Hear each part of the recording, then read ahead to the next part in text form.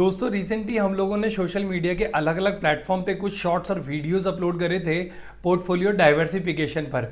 वहीं से हमारे पास एक बहुत ही इंटरेस्टिंग सवाल आया है जिसमें पूछा गया है, क्या क्रिप्टो करेंसी खरीद कर, बिटकॉइन खरीद कर क्या हम अपने पोर्टफोलियो को डाइवर्सिफाई कर सकते हैं और इसका हमारे पोर्टफोलियो पर क्या इंपैक्ट आएगा। उन सभी लोगों से हमारा एक सवाल है कि क्या उन लोगों को बिटकॉइन की, क्रिप्टो करेंसी की इनडेप्थ नॉलेज है, क्योंकि गवर्नमेंट ऑफ इंडिया ने इसको इंडिया में पूरी तरीके से बैन करा हुआ है। उसके बावजूद भी क्यों वो लोग क्रिप्टो करेंसी और बिटकॉइन के अंदर इन्वेस्टमेंट और ट्रेड करना चाहते हैं। अब यहां पर उनका ये आंसर हो सकता है कि बिटकॉइन ने बहुत ज्यादा पैसा बहुत जल्दी बनाया है, बहुत अच्छे रिटर्न्स दिए हैं। मगर दोस्तों ये आधा सच है।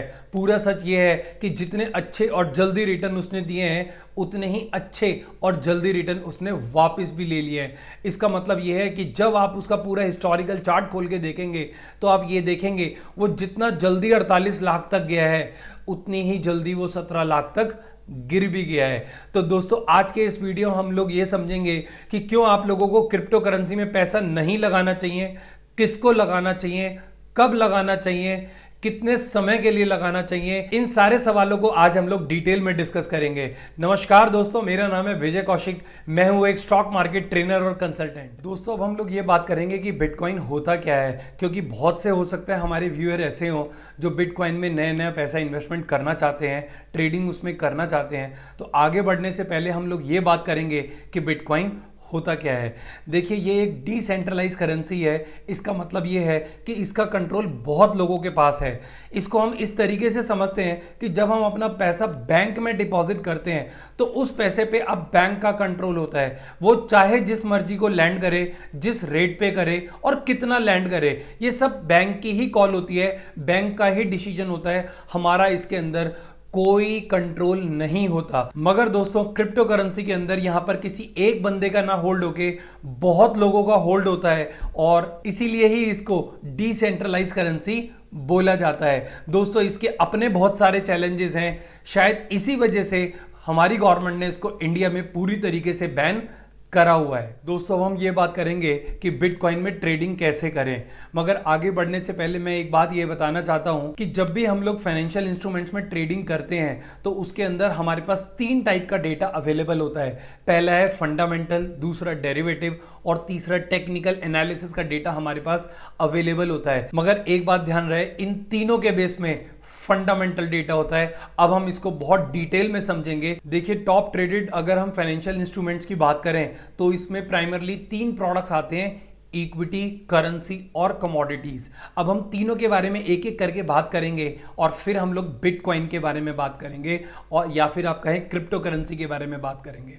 तो सबसे पहले दोस्तों हम इक्विटी से अपना डिस्कशन स्टार्ट करते हैं कि देखिए इक्विटी के अंदर हमारे पास प्रोडक्ट है, मैनेजमेंट है, बैलेंस शीट है। प्रोडक्ट की डिमांड को देखते हुए हम लोग बैलेंस शीट को हर क्वार्टर में रिव्यू करते हैं, मैनेजमेंट के साथ बात करते हैं, उसके बाद अपना एक डिसीजन लेते हैं कि हमें इसके अंदर इन्वेस्टमेंट करना है या नहीं करना है। और जब हम इन्वेस्टमेंट कर देते हैं तो उसको प्रोटेक्ट करने के लिए, उसको हेज करने के लिए हम लोग डेरिवेटिव ट्रेड करते हैं, जिससे कि डेरिवेटिव डेटा प्रिपेयर होता है। इसी के साथ साथ इसके अंदर हम ट्रेड भी करते हैं तो उसके अंदर टेक्निकल चार्ट्स भी प्रिपेयर होते हैं। तो अगर अब हम कमोडिटीज के बारे में बात करें तो दोस्तों कमोडिटी के अंदर भी एक कंजम्पशन स्टोरी बहुत बड़ी होती है। जैसे अब हम लोग सबसे पहले बात करते हैं ऑटो सेक्टर की। ऑटो सेक्टर के अंदर जितनी भी कार मैन्युफैक्चरिंग कंपनी है, जितनी भी बाइक मैन्युफैक्चरिंग कंपनीज हैं, ये मेटल को पहले खरीदते हैं और उसके बाद अपने फिनिश गुड में इसको यूज करते हैं। तो पहले उन लोगों ने मेटल को खरीदा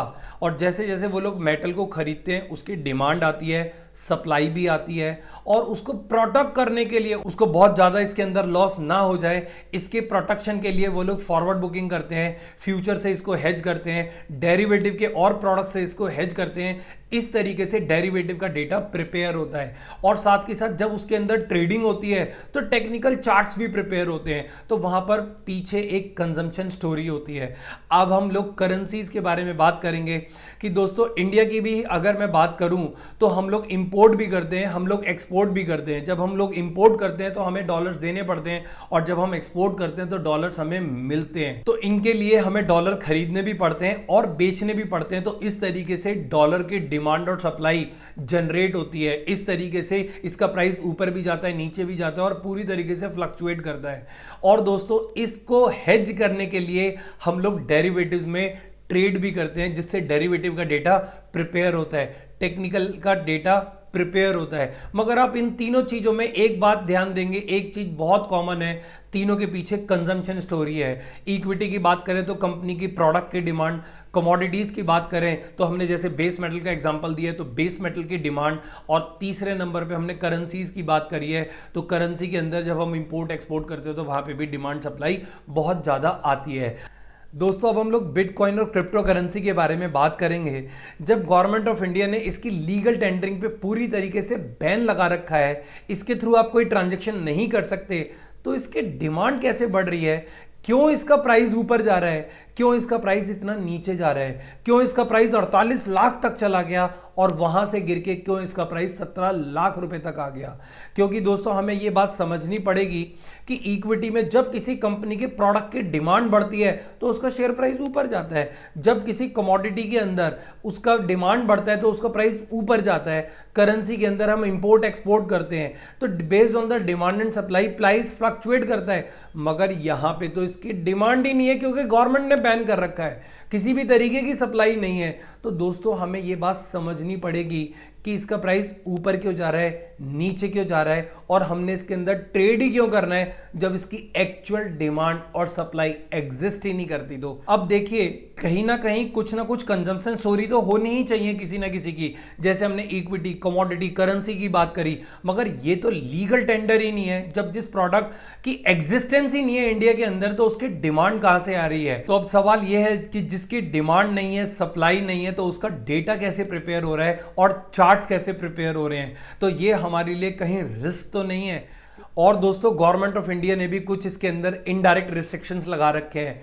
पहला, अगर आपको इसमें ट्रेड करने पे इनकम होती है तो आपको 30% टैक्स देना पड़ेगा।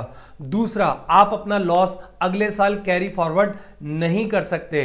तो दोस्तों अगर इतने सारे रिस्ट्रिक्शंस हैं तो आप लोगों को इसके अंदर क्यों ट्रेड करना है? इससे अच्छे सेफ असेट अवेलेबल हैं, आप उसके अंदर ट्रेड भी करिए, इन्वेस्टमेंट भी करिए, प्रोटेक्शन लेकर करिए, और फिर आप देखिए आप अपने जो प्रॉफिट कमाने का ऑब्जेक्टिव है उसको अचीव कर सकते हैं। दोस्तों यहां पे आपका ऑब्जेक्टिव है पैसा कमाना, क्रिप्टो करेंसी से ही पैसा कमाना। यह शायद एक जिद है, क्योंकि मुझे ऐसा लगता है अगर आपको भूख मिटानी है तो इस वक्त जो खाना हाइजीनिकली अवेलेबल है आपको वो खा लेना चाहिए।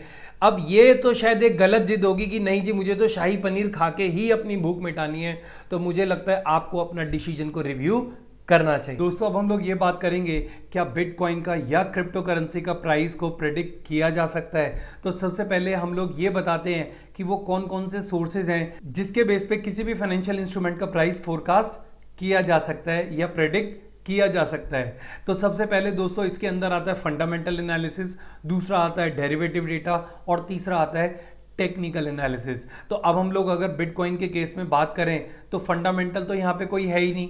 दूसरे नंबर पे अगर हम लोग डेरिवेटिव डेटा की बात करें तो डेरिवेटिव डेटा के अंदर इसके अंदर बहुत ज़्यादा लिक्विडिटी नहीं है, डेटा के अंदर बहुत ज़्यादा डेप्थ नहीं है, और जो भी डेटा अवेलेबल है अगर हम उसी को यूज़ करके कोई डिसीजन लेना चाहते हैं तो मेरा आप लोगों से सबसे पहला सवाल ये है, क्या आप लोगों को डेरिवेटिव डेटा पढ़ना आता है? क्या आप लोगों को उसकी इन डेप्थ नॉलेज है?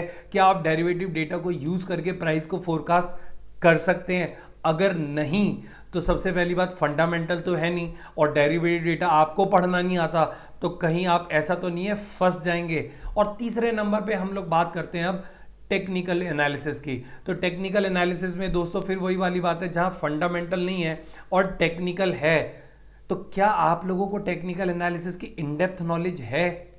फिर वही वाली बात है, कहीं आप ट्रैप ना हो जाएं, फंडामेंटल है नहीं, डेरिवेटिव और टेक्निकल की इन डेप्थ नॉलेज आपको है नहीं, तो आप किस बेसिस पे इसमें ट्रेड करेंगे, किस बेसिस पे आप इसके अंदर इन्वेस्टमेंट करेंगे? और दूसरी बात, अगर आपको डेरिवेटिव डेटा बहुत अच्छी तरीके से पढ़ना आता है और टेक्निकल एनालिसिस भी आता है तो हम लोग वहां रिकमेंड करेंगे आप लोगों को पैसा लगाने की जहां पर फंडामेंटल एग्जिस्ट करते हैं। इक्विटी में जाइए जहां पर आपके पास पूरे पूरे फंडामेंटल अवेलेबल हैं। दोस्तों अब हम लोग बिटकॉइन न्यूज़ या क्रिप्टो करेंसी न्यूज़ के बारे में बात करेंगे। कुछ लोगों ने तो बाकायदा इसके ऊपर पूरे पूरे चैनल्स बना रखे हैं और लोग उन चैनल्स को देखते हैं और उनका डिसीजन उससे प्रभावित हो जाता है। मगर अब मेरे यहाँ पर कुछ सवाल हैं आप लोगों से। मेरा पहला सवाल है, क्या कोई सोर्स ऐसा है जो 100% न्यूज़ देता हो?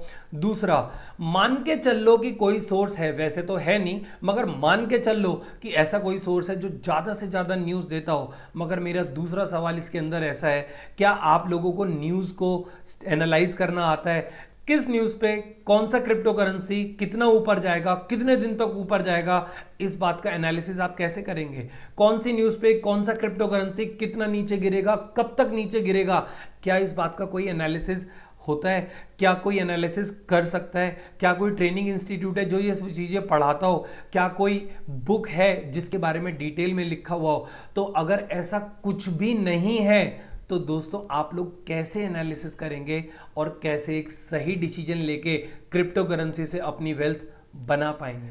अब हम लोग दोस्तों ये बात करेंगे कि किसको बिटकॉइन या अदर क्रिप्टो करेंसीज के अंदर इन्वेस्टमेंट करना चाहिए।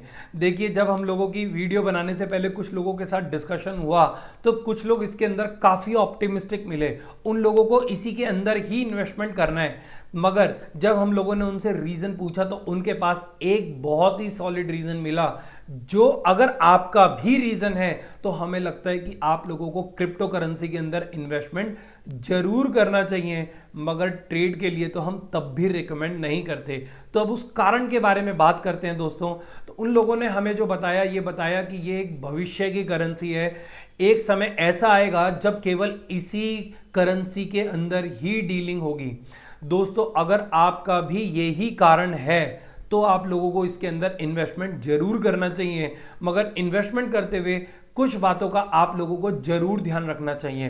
पहला, जितना भी आपका इन्वेस्टमेंट के लिए एलोकेटेड अमाउंट है उसका सिर्फ 5% हिस्सा ही आपको इसके अंदर इन्वेस्ट करना है।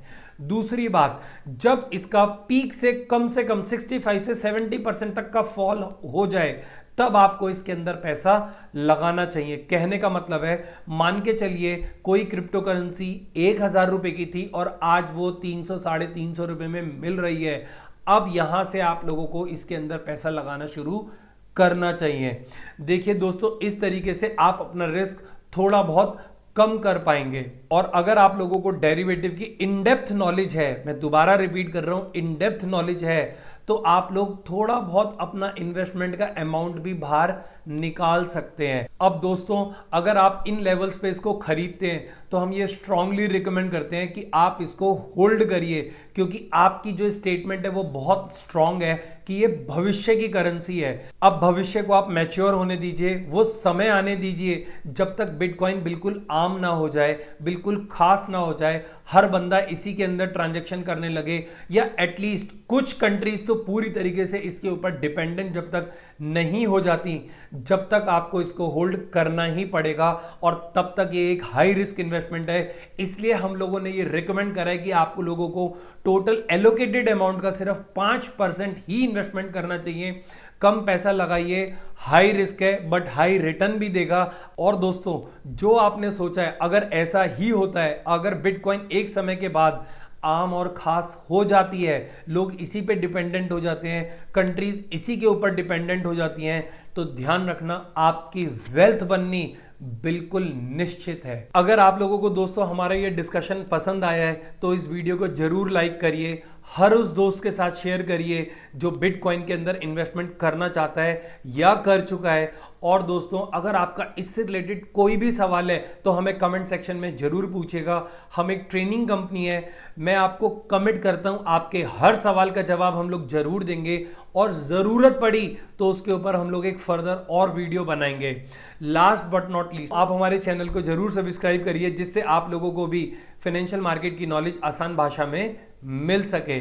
चलिए दोस्तों, मिलते हैं अगले वीडियो में जहां पर हम एक नए टॉपिक के साथ अपना डिस्कशन आपके साथ आगे बढ़ाएंगे।